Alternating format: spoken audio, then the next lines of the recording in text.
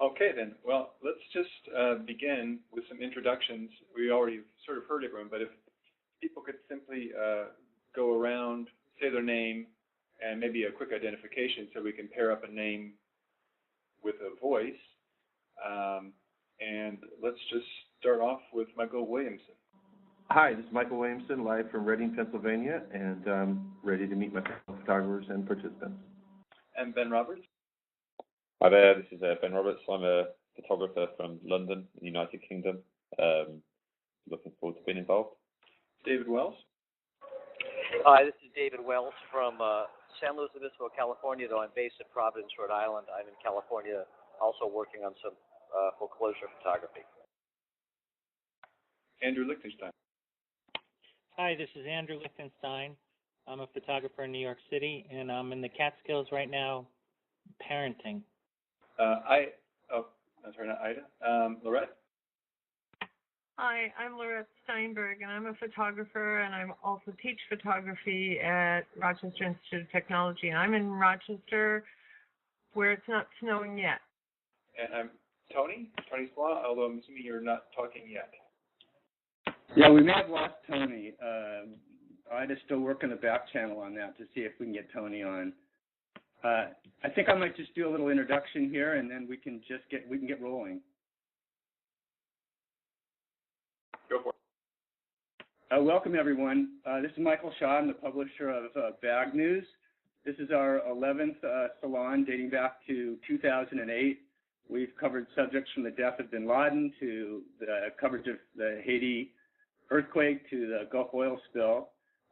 Before I introduce the subject, I just want to say a few words about BagNews, the salon, and also today's subject and the edit. If you're not familiar with us, we're the only site 100% dedicated to visual imagery. We analyze news photos and their role in the media and the political sphere on a daily basis at BagNews Notes. We also publish original photojournalism with a specific eye toward the informational as well as the symbolic value of that imagery. And we were recognized for that mission by Life.com earlier this year. They named us as one of to their list of top 20 photo blogs. So that was quite an honor. If you're not already doing so, I hope you'll follow us on the web. We're on Twitter, we're on Facebook, we're on Tumblr now. But particularly, we're interested in you becoming part of our daily discussion at BagNews Notes. It's a seminar, it's not a lecture. And we're listed on all those platforms, by the way, under BagNews Notes. So a few words about today's mission. As I said, our agenda at BagNews is an interesting one and a unique one, I believe, in terms of analyzing pictures. Whereas, there's many distinguished people and publications out there that are brilliant at associating to photos. For us, our primary agenda is to look at photos and read photos one at a time. As much as we care what people have to say to a photo, we care a lot more about what each shot, each discrete photo and its elements and its composition, its emotionality, its tensions, and its ambiguity is trying to say to us. In terms of this specific topic today, obviously the visual depiction of the Great Recession, officially dated to December 2007 and precipitated by the mortgage meltdown and the ensuing banking crisis, represents a huge landscape of imagery spanning multiple phases and dozens of themes. In this instance, what we try to do is, rather than build a representative edit, which is always a challenge for us, especially trying to scale down to 9 pictures to talk about over 9 minutes as we do. Instead, what we decided to do is focus on a group of distinguished photojournalists who have been covering the recession in depth. From there, what we tried to do was select a group of their photos with 1 or 2 others, avoiding anything that was too iconic or traditional or involving too traditional a narrative that offered the greatest breadth when it comes to this myriad of themes from the recession. So I'm honored to have these photographers here today, along with an equally distinguished group of academics specializing in the visual rhetoric of poverty and social welfare. And I'm not sure if we need any more orientation of the system from Ida. If so, she can jump in. But otherwise, let's go right to our fine moderator, Nate Stormer from the University of Maine, and let's get the process started. All right, thank you. what I will do is, just in terms of a process, I think we'll start off with one of the images for each photographer. And what I would like to do to start off with is just for each photographer to say a brief comment about that image within the series that they were shooting when they took it, and then we'll open it up. And what I think would be nice is to not have each person sort of read their own image to start off, but let other people begin that process.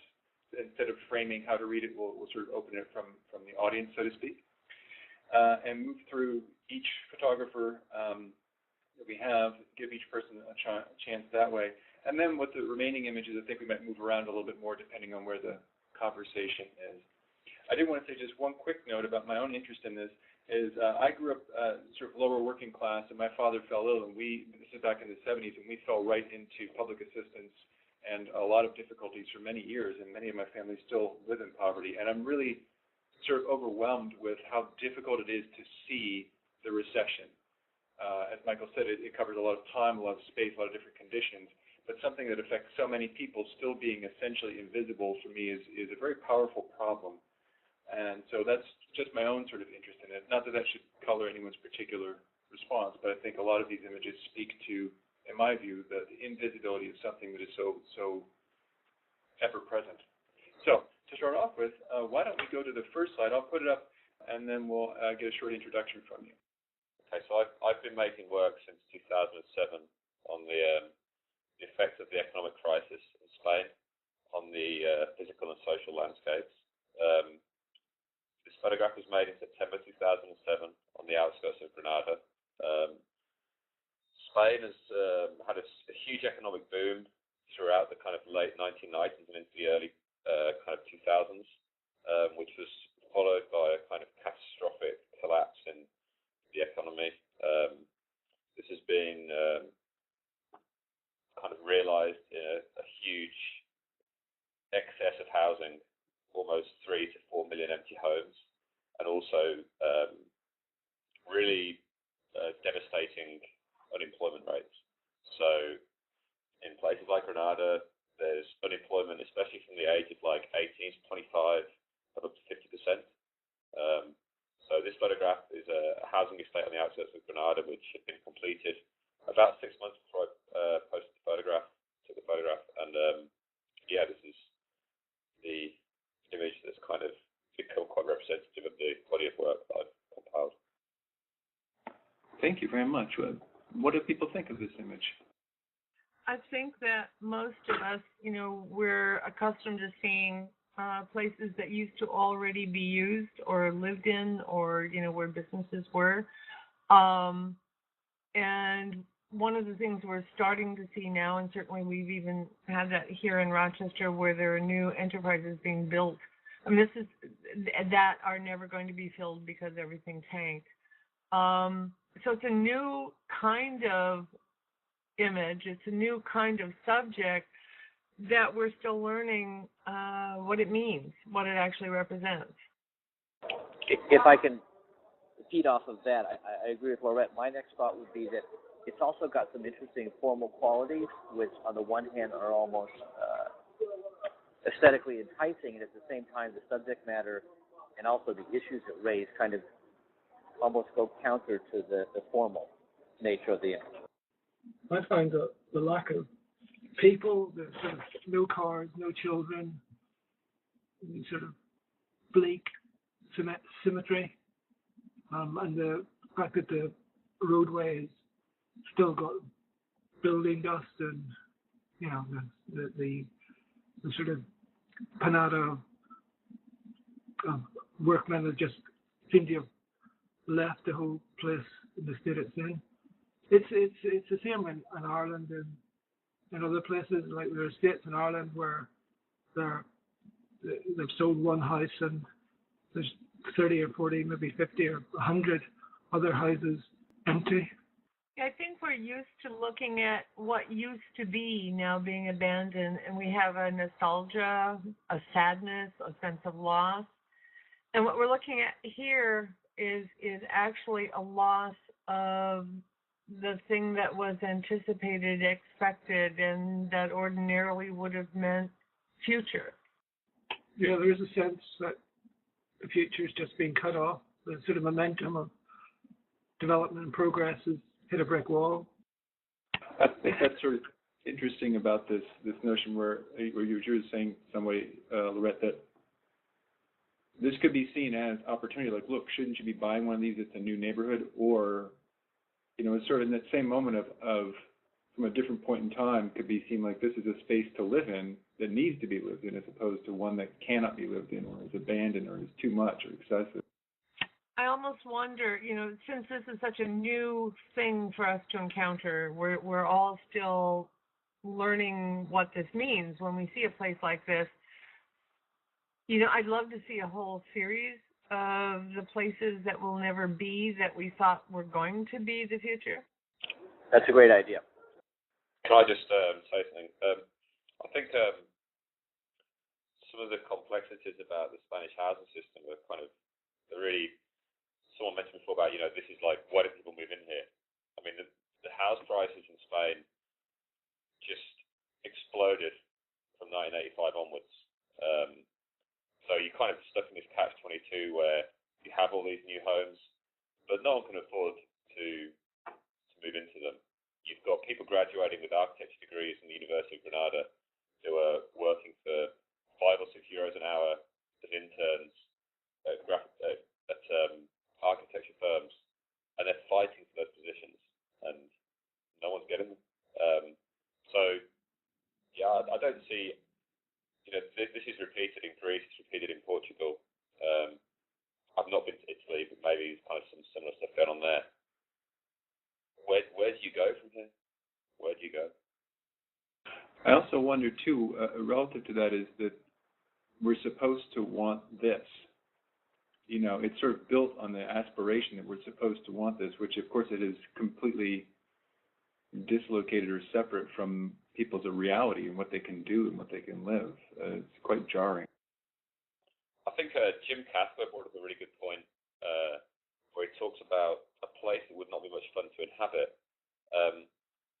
Now, the expansion in Spain was so rapid, and one thing that really struck me was that they left behind a lot of the values of planning and development that had been built up over centuries in Spain. The idea of communal space, the kind of communities that were built by living really close to each other.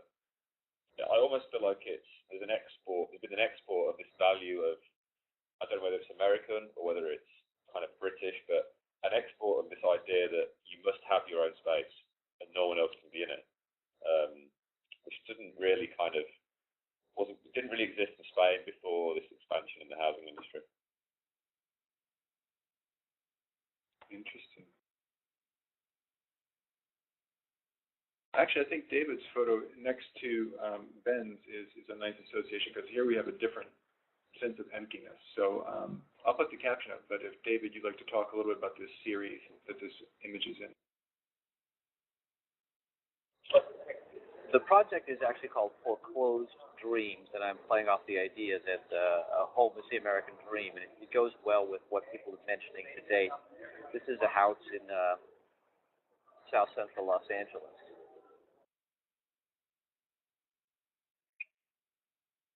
Should I keep going, or are we working with somebody else? I'm sorry. No, go ahead. And I am going into foreclosed houses in different parts of the U.S. after the foreclosure happens and before they're cleaned up to photograph what I call the ghosts, which are the things that people leave behind, either by choice or if they're forced out, so you can get a sense of what happened there before. Yet it's not so much about the people as it is some somewhat more formal photos, like the previous photo we were looking at, because that's the strategy that I decided to take with this project.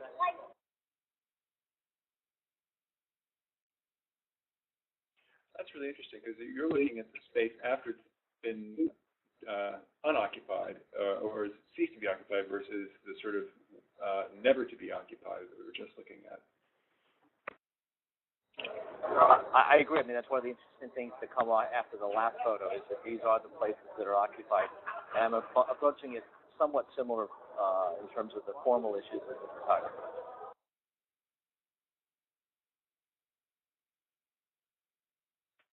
It's interesting how in this image, like the one we just looked at, Ben's, is about absence and how, especially in Ben's shot, it felt like all the oxygen had been sucked out of that housing development. And this is an interesting image, particularly in contrast to the one that we used to advertise the salon by John Moore, which was also a mortgage repossession image, but it showed the woman out on the sidewalk with all of her possessions on her lawn.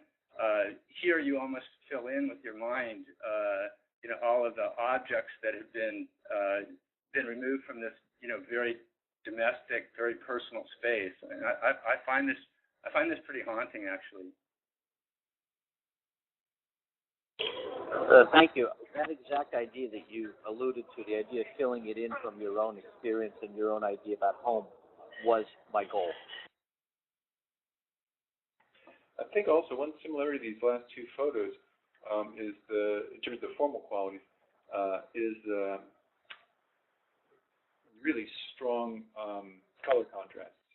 And, much of the image in the previous one is black and orange in the sky and the street, and here we have the wood and the green wall.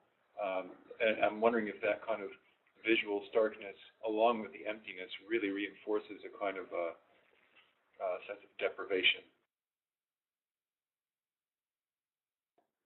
Color palette was, this is Ben talking, by the way. Color palette was very important to me when I was making the work. Trying to keep consistent throughout, looking for these kind of really depressing tones, really.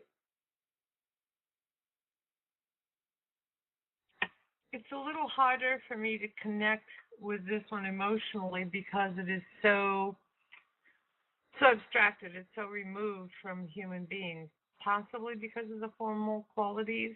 And I guess, David, also I'm thinking this is unusual for you. I don't know, what your other photographs about the foreclosures look like right now. Excuse me, but in this photograph, even the pacifier doesn't really resemble a pacifier. I don't feel it's connected to the baby it used to be connected to. And so it's maybe a little harder to see it as having had an impact on real people. It is very formal and certainly another way of expressing the issue. It certainly is a change from other projects I've done in the past, which have been more about the people going through the process of whatever story I was telling, like the one I did on the pesticide poisoning of farm workers, which focused more on the individual. But, as a photographer, we're always evolving, and my brain and my aesthetic at the moment, I'm doing this work, wanted to sort of drawn to a more formal approach. The next thing I do maybe be going in a different direction. But for me, this has been the way to make it open for the viewer, but also to try to make it human. But I hear your point as well. Yeah, I'd be interested in hearing you talk about that decision. I think that in itself is also interesting. I don't think there's one way of speaking visually, but I think for the participants too, but other people who are perhaps listening or observing, be interesting to hear how you were so moved to start making photographs like this. Well, it's interesting to be on this exact panel because there are other people on this panel who obviously are photograph the same subject, many of whom have taken on the people, and to some degree, because photojournalism is in reality a competitive market, that was one of my questions. Could I do work as powerful as some of the other people in this group? And I wasn't 100% sure that I could do that, and so I wanted to come up with a visual and aesthetic and journalistic strategy, and so I tried to sort of turn it around and played with it in my head and then played with it in the field for a while, and this is a strategy that I came up with. I think it's very interesting, and I think it makes a lot of sense. I mean, both the first two images we've looked at, it really does. I mean, recession and the loss, I think, is emptiness. Different kinds of emptiness is a fairly strong way to go with that. And then focusing on the buildings, the sort of without people, the neighborhoods without people, I think really plays into that. It's a very set of strong associations. I'm trying quite hard to incorporate portraits into my work as well. I've got a couple more trips out to Spain planned in the next 6 months.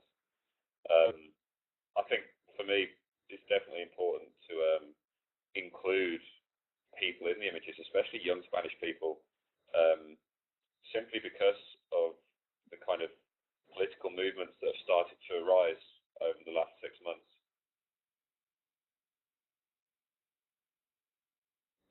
This is Williamson. I'm here. Would you mind situating this photo a little bit? Yeah, this is actually a follow-up photo for the original Recession Road project, started back in 2009, that I'm still on, and looks like right now we're committed, obviously, through the end of 2012 minimum. So basically, I was driving around the country by car, stumbling on stories, finding people, and this was just actually a couple that was hitchhiking. We'd met them about 300 miles on the other end of the state, Justin and Holly, and they had their little sad little suitcase. It was right out of the 30s. They were hitchhiking down the road, and we gave them a ride. What was funny about it is when we pulled up to talk to them, they were sort of afraid that we were creeps, and we saw that he had a knife, and we're afraid that he was scary, and we had to have this little talk about, look, I'm not dangerous, we just want to give you a ride. So it was me and a reporter, Teresa Vargas, and threw them in the back and heard their story. Just a young couple looking for work. She had a $7 an hour job at a fast food place that was lost. He had a $10 an hour construction job that was lost, and they were literally wandering aimlessly. They're engaged, and they had a $186 wedding ring on layaway at the Walmart. And so what this photo was 3 months later, we followed up with them, and they had since gotten married, were living at his mother's house, living on about $250 a month, and had yet to have enough money to buy the ring. So while they were married, she did not have a ring, but they were sharing some pizza that the brother brought over. One of the things that I think is Hi, marvelous this is Andrew. Hi, Andrew. I just wanted to say that as a photographer, hi, this is just the type of picture that I'm always looking to make. And by that, I mean something very personal and individual that doesn't necessarily have the overt signs of the whole story, but it's just about two people, and you can still get the mood out of it. And one of the things that I think is remarkable, Michael, is following up. That's one thing that so often we don't do as photographers. And I think following this couple later is really wonderful. You know, I'm imagining now what it would be like for them a year from now, and what the future they expect or hope for will be. Well, this is Williamson again. You know, there's an interesting point that you make, because some Walker Evans photos, 50 years later, and many of the people would say something like, he froze me in time. And I'm not frozen in time. In fact, I got a new Sunday dress a week after he photographed me wearing a flour sack. And while most people stayed, in a tough position, many resented that they were in history books and the walls of museums, and they had changed dramatically, even weeks after his Alabama. And I was very aware of this. And this project I'm on right now, sort of Recession Road redo, much of my work reportage is following these people from just 2 years ago, and the changes have been dramatic in both directions, either much worse or people who found a way to reinvent themselves and are making it. And yet, if you just study the photos from 2 years ago, you'd say, well, there's somebody doomed to eternity. And so you bring up a really good point. Follow-up gives you a broader context that sometimes the initial image can leave you with an impression that's only true.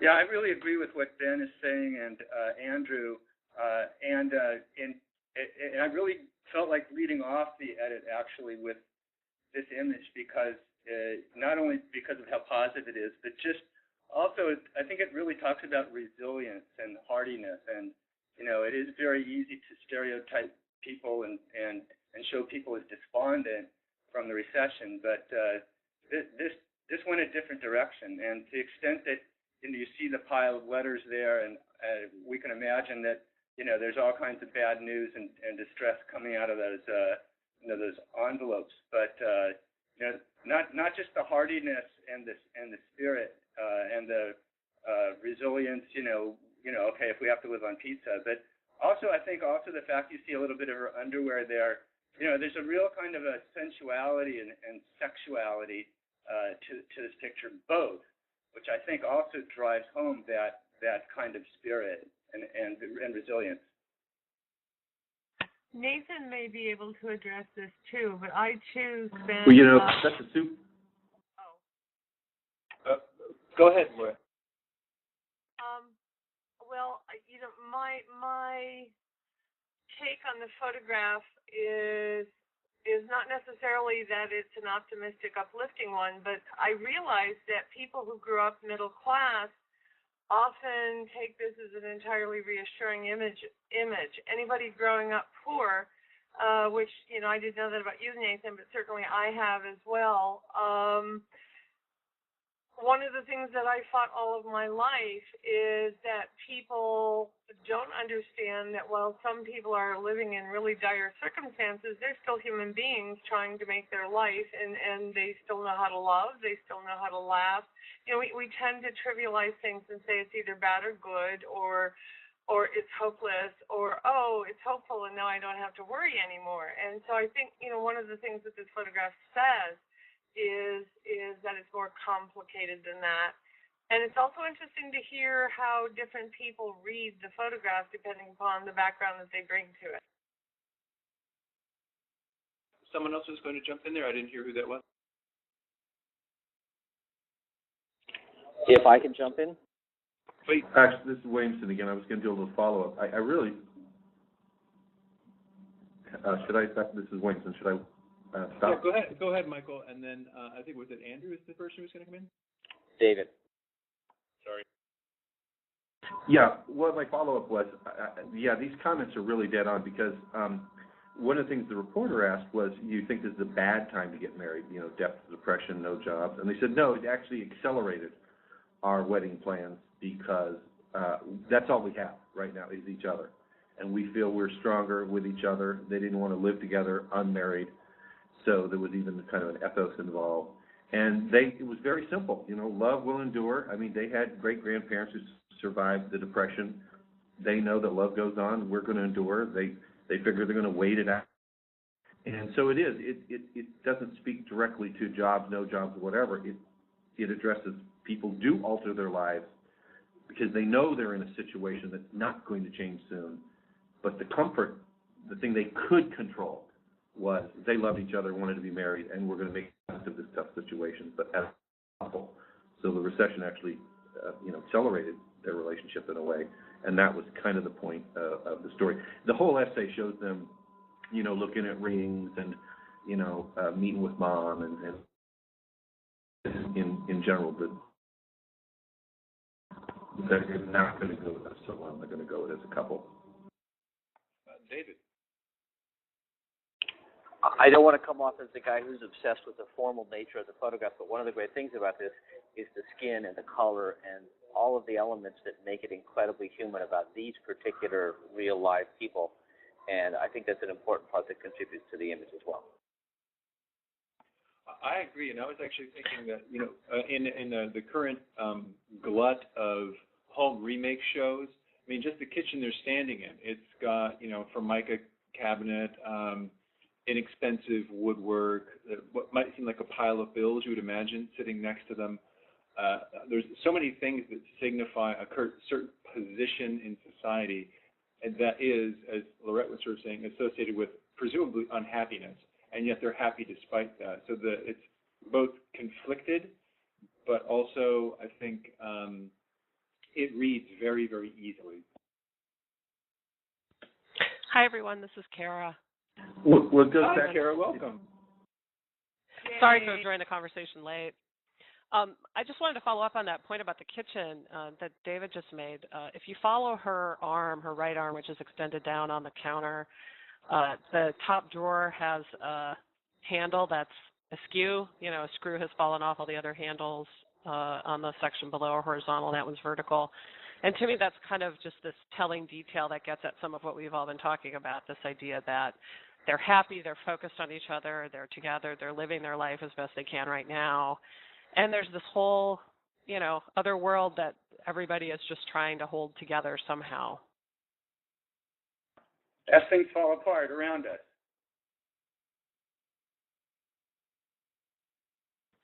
It also strikes me. It's also the context of.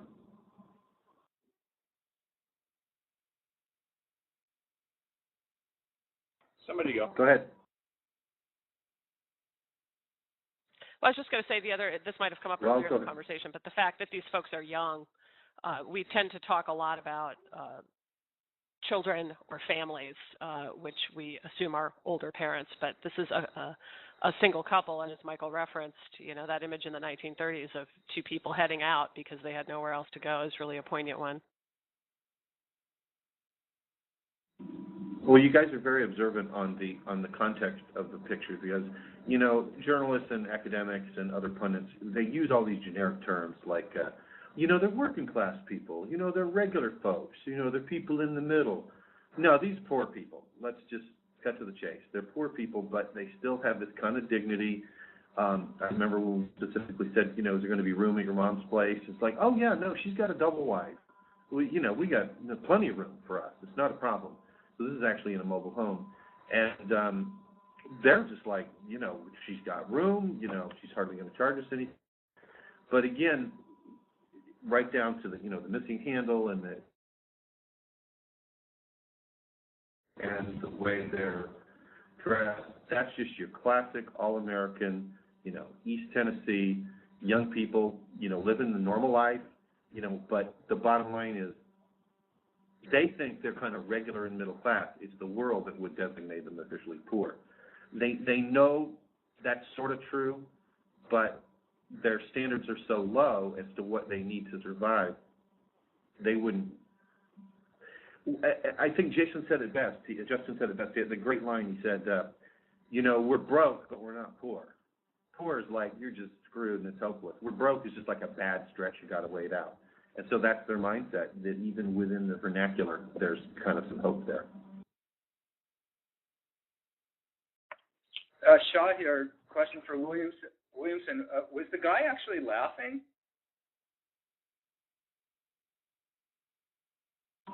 What it was is I had been photographing them with the mom hanging out watching TV. It was a room where there was leftover pizza. And so the joke was whether they're going to share it or not. Actually, at one point, she went for the kiss, but it was almost like I'm going to steal a bite out of your mouth kind of thing. Joke, and then in fact, it's not even sharp because it was kind of a grab photo. That last point you make, I think, is kind of interesting. I want to segue to a different image, but I want to pivot off that one point. But their view of themselves and image versus how they would be seen versus how they see themselves, like they see themselves maybe differently than people are going to look at this image. I want to move to, I think it's the sixth image, where this person is clearly aware of being in the photo, and it's just staged very differently.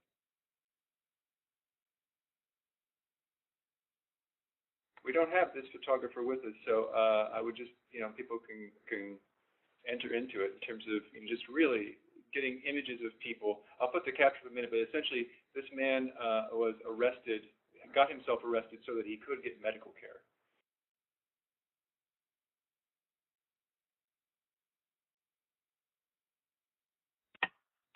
The image itself really startled me by being here because one of the things we don't know is whether or not the recession actually pushed him towards robbing a bank, whether or not, there are all the facts that are outside of the photograph. I see this tormented man. And, without more of a context, I don't immediately associate it with anything having to do with the recession.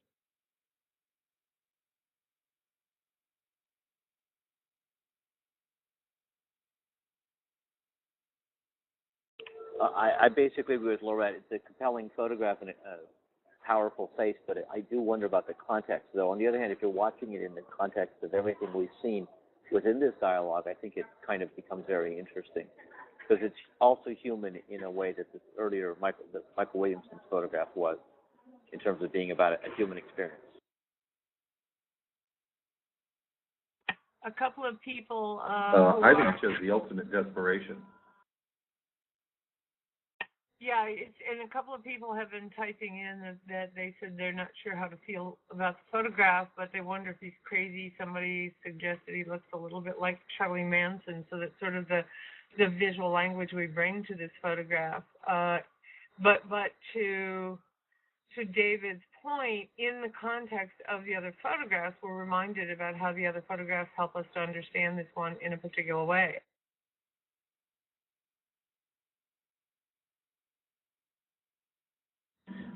Well, it needs context and the caption, but once you read it, you can't help but be struck by that is an act of desperation, to get arrested on purpose, to get medical care.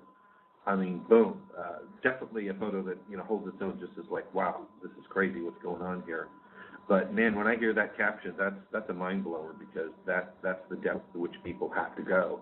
And I think its power is in that information that you do know from the caption. I didn't see that. Where is that information? I see just the caption where he's being held awaiting trial for an alleged bank. Yep. The explanation I heard was he got himself arrested on purpose so that he could get medical care, which he would get in jail. Yeah, that's true. Actually, the caption doesn't include that information, but yeah, he did that on purpose because that was how he could get medical care. Yeah, he walked into. Sorry, can I talk? It's Ben Roberts. He walked into the bank and he said, "I want to do a bank robbery," and he said, "I'm holding you up for $1." So he got arrested on purpose so that he could get health care. That certainly changes a lot. And the reason I think, looking at this image versus the one we just saw, where you have that hopefulness, is as Michael was saying, people would say, "No, we're just broke, we're not poor," but how a small thing could put one of those people in his very shoes. It's not as if the difference between this and that sort of context is simply a matter of how desperate people feel and how different are they in that desperation. So it's, the sort of crazy look in his eyes makes it easy to put him outside the conversation, but in fact, he's really not. Shaw here. If I hadn't have known that this photograph was a pretty standard news shot from a regional paper, I probably wouldn't have included it. And also if I didn't know specifically what the context was. But even still, looking at this guy's face and the expression, I can't help feeling a little bit unnerved, like maybe I'm getting played.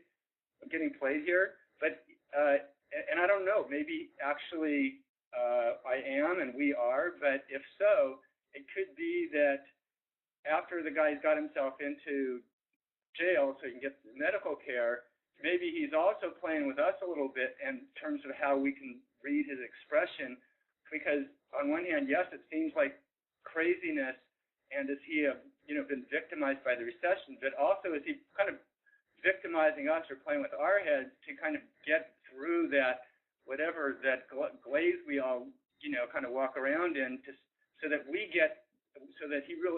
understand what the crisis is about, and that he's got a point to make also. Yeah, I would say that concur with Michael. One of the things that, for me about this photo that's so striking is I feel like it's a photo about the viewer as much as anything else, and our responses and the extent to which we say, well, why does this guy look like this? What's he doing here? What's the story? What's the context? And in that way, images like this can be kind of ingenious in that it's turning it right back on us.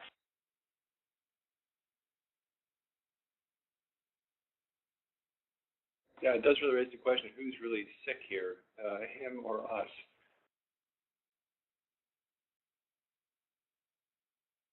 Us being society. You can also compare and contrast with the earlier photo. You know, you've got a support system, however, maybe thin, you know, between this young couple and then their mother, and you know, and you don't know what this guy has, right? And perhaps he doesn't have much, and that's why he's in the situation he's in. So that the fact that he's alone, I think, is a big part of it too.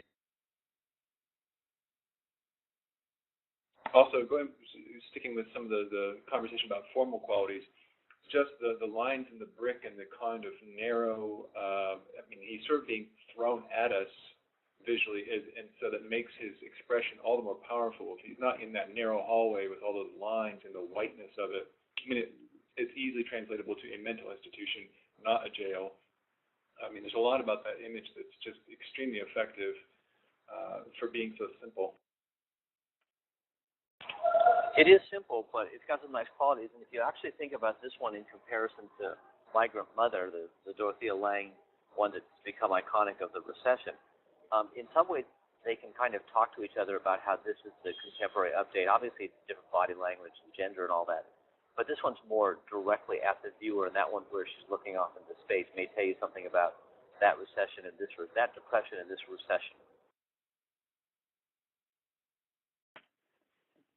Well, one thing to mention about this is Michael Shaw. One thing that's interesting to mention about this image is if you just looked at it in a very cursory way, you would relate it to 2009 and the mortgage meltdown, where a lot of middle management or kind of a lot of the junior traders on Wall Street were sent packing, and it definitely reads. It actually pulls for that strongly, whether it was dated to that time or not. The thing is, though, that it's actually taken. I'm not sure the exact date. Ida could tell us, but I think it was something like a year and a half later. So it doesn't sync with that set of events.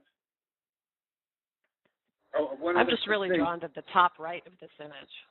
The guy staring at the invisible George Washington statue, the woman on the other side. Like, to me, that whole right upper quadrant of the image is the real anchor of this whole thing. One of the things. Oh, I'm sorry. Go ahead, David, and I'll go after you.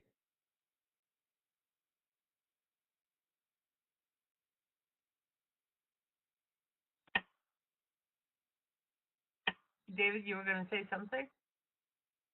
That wasn't me. Somebody else was. Say a little bit more about why you see that as an anchor, Carol.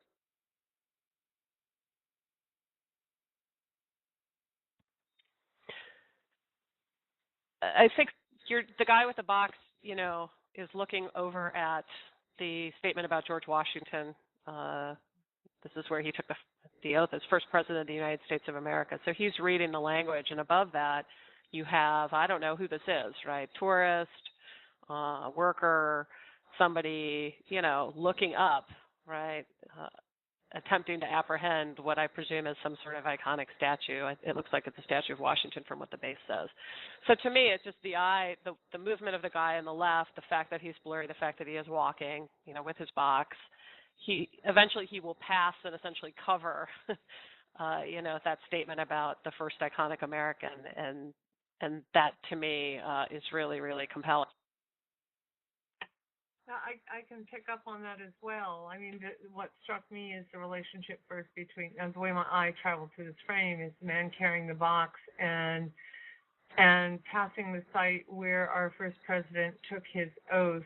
And it makes me wonder if the man carrying the box has the contents of his office that perhaps he's been downsized, because it doesn't look to be a box filled with Staples paper, because it doesn't look heavy enough.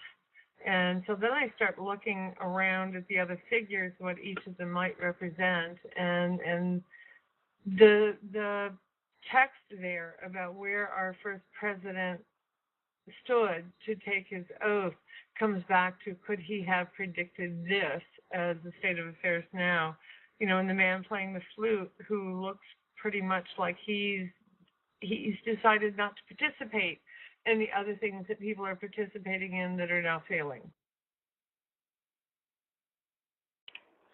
David here. I just to build on all those interpretations, which I also have a similar initial reaction to it. My sort of closing reaction as I spend time with the photograph is how each person's in their own sort of mental time zone and very disconnected. And I think I've always taken that as an allusion to the sort of social connection that probably is at the core of how we ended up in this mess.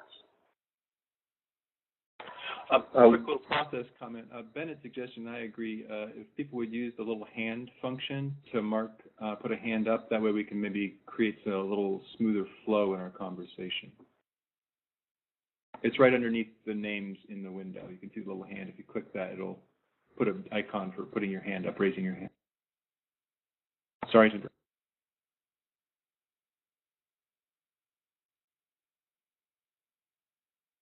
Oh, so now I've raised, this is Williamson, I just raised my hand, is that how it works? Yes. Yeah, actually, you can do a lot of kind of navel staring, go on and on about symbolism and what the three people represent, and I think it's kind of simple. One thing we do not see, and at least I don't see on the road, which I've been on off and on for a couple years now, you don't see the extremes cross each other's paths. You know, you can go do a story about the people who buy Maseratis in Beverly Hills. You can go do the story, but you don't normally see these people crossing paths. So the power of this picture for me is, you know, it is probably some kind of worker, at least I put that together in my head, that maybe lost his job or moving or downsized. And he's crossing paths with what may be a homeless guy that's his future, you know, not like distant future, maybe close-up future. And then the top three people, kind of everything in between. So you have the extreme of some guy who might have had it all, guy has nothing. And then the other three up top are just the transitional figures of not those two extremes. So the picture struck me immediately just before I even know the caption. It's just two socioeconomic layers that would normally not be in the same frame, and he gets 500 bonus points just for that from me.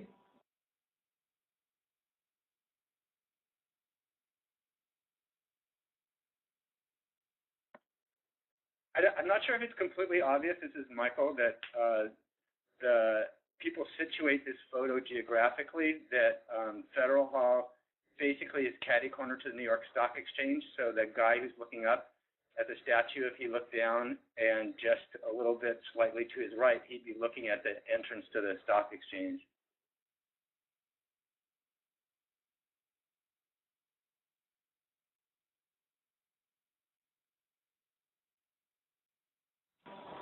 Well, even the iconographic nature of the architecture, you know, things written in stone and big columns and representation of power and strength and longevity, and yet, as we know, it's extremely fragile, and there is some fragility, obviously, in both the guy carrying the box, the guy playing the flute, and even the other people. So I think it's got both incongruity and also a wonderful layering that we're sitting around talking about it. So as an artist and as a journalist, Tony wins big time because we are engaged in seeing all those things come together in one picture. And even if we're just guessing what some of that symbolism is, it's good enough as an image to make us draw those conclusions and wonder, is he looking at the flag at Wall Street? Is he looking down the street at the bull? Are they just fascinated by, wow, this is all there is? Because, you know, when you do go to Wall Street, you go, this is it? This is what they're talking about? A bunch of people in suits walking around and a flag and a big building? So it's just got all kinds of things going on it for me because it's a slice of life versus some big moment. And slice of life for me always has more telling information. Very much like a carefully orchestrated theatrical, only it's very, very real. Is anybody really attracted to the woman on the other side of that statue at the top right? I can't stop looking at her, and I think Michael's point about that, you know, these little touchstones that keep drawing us back into the picture. For me, it's that. I'm not sure what to make of her figure. I want to zoom in more and see what is that she's wearing. Why does she appear to have a costume on, or is her skirt hiked up? And she's looking right at us, which I also find a couple of the other figures are looking at the photographer, the man with the flute maybe, the guy at the top of the stairs. But she's sort of right there almost performing with a gesture, and I find that really interesting. I totally agree. It's almost like a student or somebody in an audience where there's a speaker saying, "Excuse me, I have a question about this." There's really a flourish to that. That's a great way to put it.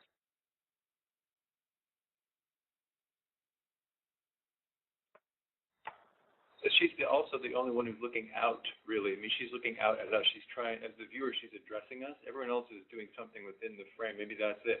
She's reaching out of the image, almost literally. And plus, she's also partially obscured, so you can't make her out, you know. So yeah, I think it really is. It's interesting. Also, she's sort of crowded in there a little bit. So that sort of once you, when you want to separate, she's not clear in the way that some of the others are. Her hand gesture sort of prompts us to take the whole image as sort of a dance. And then when I look at her hand and think about that, then the next place I go is the guy with the Staples box and his right foot. And, also very kinetic movement, but also, talking about movement and flow, but also I think drama too. And I think Tony's pictures are also quite dramatic. So, and then also the guy looking up, also, then it starts to really feel very dramatic or I guess cinematic. And I just, been following the conversation, and I thought it'd be quite nice to introduce you guys to another body of work by a friend of mine in London, who actually photographed the London equivalent of Wall Street, which would be kind of a city, as an insider. So he actually worked as a banker and a trader for the best part of 5 years and photographed it from the inside. I'll just put a link up. Thank you. That sounds great. Also, go ahead. Go ahead, Michael. Yes, Michael Shaw. I was just going to say that it seemed like there's some irony too. I mean, I've looked at this picture for quite a bit, and I think the strength of the picture is that more things do just keep coming out, and the points everyone's making are incredible. But just looking at this guy, I assume he's a homeless guy.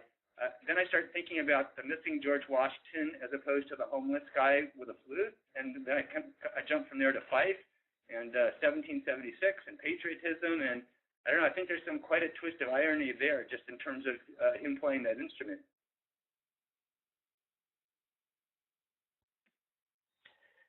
I'm also really interested in the gendered aspects of her figure. And again, I want to look more at her closely to see what she's actually wearing. But from afar, she looks like she's wearing a freakishly exaggerated female necktie that was associated with the go-go 1980s and the woman whose costume in the professional sphere had to be the same as men. And so you had the women going to work in their suits and tennis shoes and these giant bow ties. And so to me, given that all the other figures in the frame, including the absent George Washington, are male, it's also interesting that she's hailing us, with this kind of exaggerated bow or whatever it is around her neck. I'd like to, as Laurette put it, like maybe raising her hand and saying, "I have a question about this." I think that's one of the interesting things about photograph. I mean, different photographs work in different ways. Certainly, Michael Williamson's great picture of the couple, our eye enters the frame and looks at them and looks at their humanity, but then it starts wandering around the rest of the frame as well to situate them into a bigger context. This one is very theatrical, and it seems to have representative characters of a number of different walks of life. And I can't remember who said it, but the idea of here's somebody who may be homeless playing music, while the other people are certainly in the dance. And not something that I'm sure Tony was like totally conscious of, because this is the way a photographer works intuitively and with response that's drawn from experience and seeing. But I do think it's remarkable, this guy with the box, he's wearing the suit, his tie is off. We have the guy who, while he's not exactly Joe the plumber, he's sort of everyman. And then we have, younger people, and then coming back to this is where the first president of the United States took his oath of office. having a really good conversation on this. We're running a little short on time. I want to actually skip to the last image, sticking with sort of the CEOs. We'll hopefully get at least a couple more in. The CEOs sort of economizing with McDonald's. This is a Ben Baker photograph. Obviously, people need to duck out in a few minutes because that's what they anticipate. That's, of course, fine. But if you want to stick around, that sounds great to me. So what do we make of this? I mean, there's so many... something I want to sort of like, if we continued carrying our eye up, would there have been a boardroom above that street scene we just saw, and it would look like this? That's a scary thought.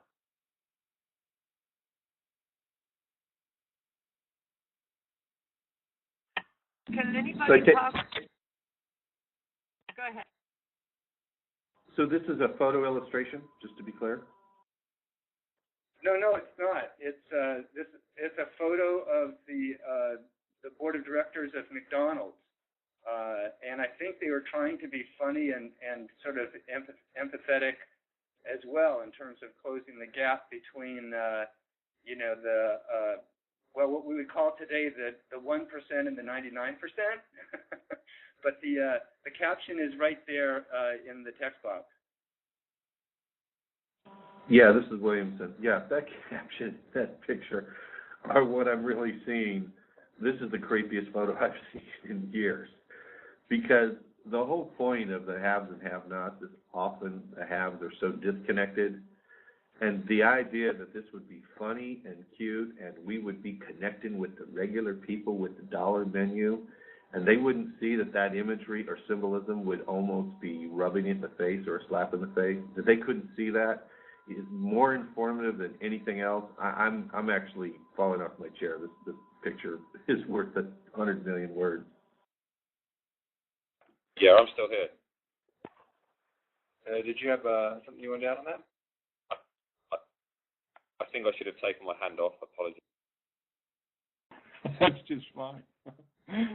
How about David? Or no, I guess Lorette's next and then David. Yeah, I'm entirely with Michael Williamson.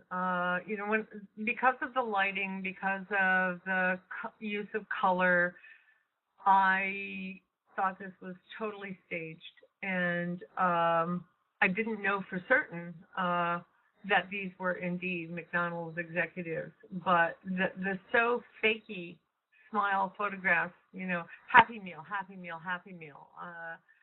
Knowing everything that we know about nutrition and how poor people now, they'll go to McDonald's because they can get a little bit more food than they can get rice and beans and some other things that would be good. This image is so scary, and I guess maybe part of it is because they're the 1% and they're maybe the only ones who can laugh about all this. David here, and basically I was going to talk about the formal issues, but that's largely been covered. I do have a question, something that might be especially interesting to other photographers in the audience, which is the access issues. How was this photograph made, in what context? Can I duck in there? I've just been on Ben Baker's website. It seems like he's more of a kind of a portrait photographer sent on assignment to make specific images for a feature. I'll put a link up so you can see his tear sheets.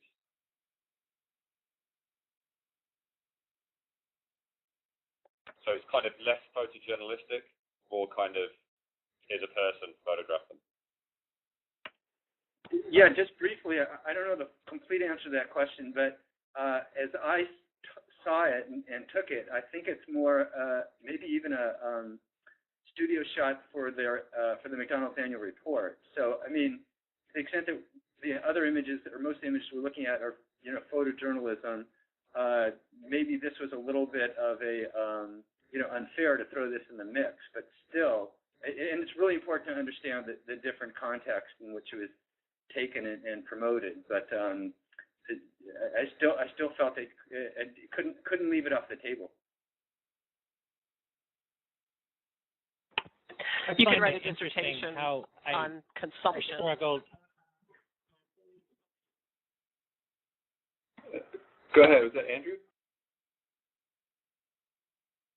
Yeah, I just find it interesting how I struggle to even see this as a photograph because of just the way it's lit, I want to dismiss it as some kind of corporate brochure.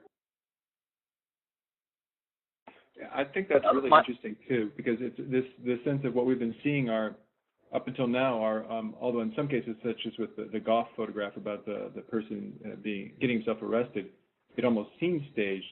They're realistic. They're real. They're actual context. This one, although it could quote unquote could be real, it's clearly for promotion purposes,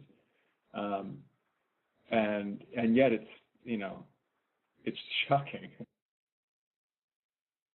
My question almost is, how is McDonald's letting this out? This goes back to Michael Williamson's point about these people being out of touch, but also I'm sort of curious about their public relations people even beginning to let something like this get out into the world, because it does convey that disconnection. And anybody looking at this, I think, not even knowing anything about photography, is just going to go, whoa, who are those people? And that they let it out into the sort of larger universe is kind of surprising. In a good way, but for us, but a bad way, I think, in terms of what they're aspiring to do. And I'm not defending them. Yeah, I think David raises an important point. I mean, we can't just look at photographs that I mean, an editor knows this. You can't just look at photographs, you can't just slap them on a screen or on a page or something and expect people to understand the context in which they were originally made, because we'll first start reading them as pictures themselves. These people look so plastic. It looks so staged, and I'm sure, David, you would have given, and you can still do that, talk about the formal qualities of how we're drawn into the photograph. But it would be unfair to just put this elsewhere except in a commentary if we didn't have the information about how it was made. I mean, with thinking of this in relation to the recession, we would have to have more context as well. Granted, there's also the possibility that the McDonald's Corporation would not understand how people will look at this image. I mean, Marie Antoinette said, well, if they're hungry, let them eat cake. She didn't get it either, and certainly we see some contemporary versions of that.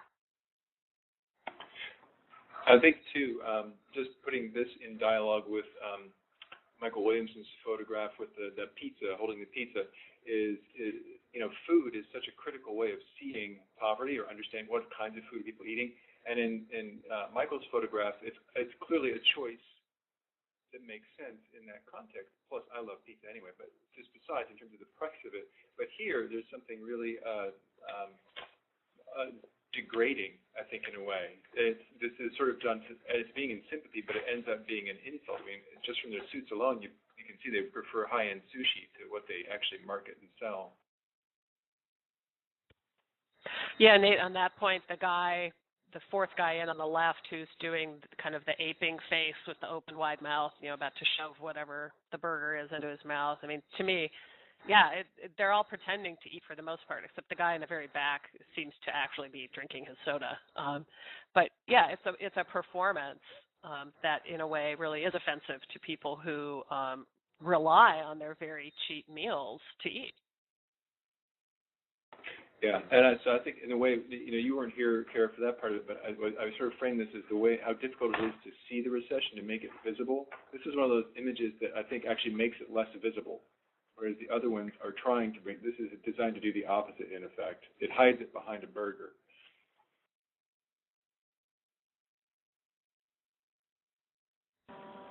This is Williamson again. Yeah, you guys. I still say I don't even look at this as a photograph. It's like evidence they could use in a crime, whether it be obesity or exploitation of cheap labor and low benefits. It still goes back to the incredible disconnect. Whether you're the PR person, the CEO, anybody in this photo that didn't have the intellect to realize the symbolism of how stupid this picture is and how potentially it could be used to mock them or show their misunderstanding of what their food does. It tells me more that you could write 20 books and this photo will solve it for me much quicker in terms of, gee, why don't they get this? Or why don't they put less sodium and less fat and less, what? Because they don't care. That's why. Maybe we can jump over to Michael's second photo, Williamson's. Got it. The caption on this is just amazing. Talking about context. I mean, we forget that people like this man used to have a life.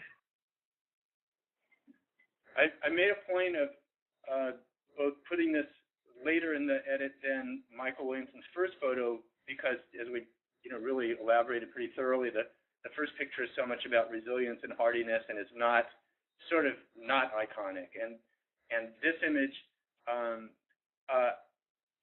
starts to move in a more iconic sphere, I believe. But I really feel, especially when you know the context and you see the caption. And the guy is writing, and the guy seems very thoughtful and contemplative, and even with his feet, it almost feels like a kind of a lively, alive, almost playful motion. I think it also shows resilience in a different way, but then you also see this in juxtaposition. And of course, the woman off to the right might just be sleeping, but then it really does highlight how alive and present this guy is, even in what are clearly really dire circumstances for him. This is Williamson here. This is Richard Archer. He had been laid off about 7 months before as a UPS worker. Had an apartment which he lost when he couldn't pay his rent. Girlfriend left him. As he put it, it was kind of cute. He said, I think I'm just the lyrics to a country and western song, losing everything. What was most fascinating about Richard was that he ended up outside this church where there was a couple of dozen people sleeping, elderly people, young people, middle-aged, every kind of American you could imagine. A lot of people would come down thinking they were going to work at Disney World or get construction jobs. Many of them had been there for months. The thing that drew us towards him was not that he looked kind of normal, was that journal. If you look closely, you can see he's writing in his journal. That very page I did a close-up of, and here's the first line. He's writing to his mother. Dear Mom, I can now feel my body dying slowly on me. I really need help. I'm lost. And he wrote these daily journals to her, and then he would actually photocopy them and send them to her as letters. But he was still attempting normalcy. He had his little earbuds. He would tune out the world of screaming and yelling people with music. He would write and by day go look for work or collect tin cans. There was kind of a strange normalcy. He had by no means given up. He had by no means, was in the state of depression where he couldn't operate. He was just marking time, and I am happy to say that we, in fact, did a 3-month follow-up on him, too, and he got a $10 an hour job in a sharing apartment with several people, and at least in his mind, on his way back. Michael, I think the first thing I thought of when I saw this photograph is I don't know if it's when you were first at the Washington Post, but many years ago you did an essay on the homeless people that you encountered there sleeping on grates in the middle of winter on sidewalks and so on.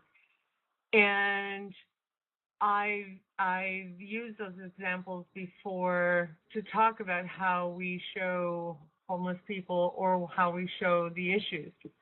This is so remarkably different from some of the ways you did those earlier photographs, and certainly none of us, as David said, we continue to learn and grow in our work. But what's remarkable about this is how you show this man's humanity. Yes, he is a homeless person, but you show him as an individual. You show him as not just somebody who's down and out, but perhaps a little bit more of how he's down and out and the kinds of things that would point whether or not he even has a chance of going someplace else. Well, you bring up a really good point. I was haunted by those people I met in Alabama who, not always, but oftentimes resented being the symbol of something bigger than themselves. Being, Ellie Mae Gudger being the symbol of the Depression, being the symbol of poverty, being the symbol of someone who is down on their luck with no hope. And that has had a big impact on me in that, I've evolved. I'm going to give the subjects credit for evolving also. Me and my buddy, who've been working together for 32 years, we just did an update book called Someplace Like America, and a lot of it, I went back and photographed people from 30 years ago to now.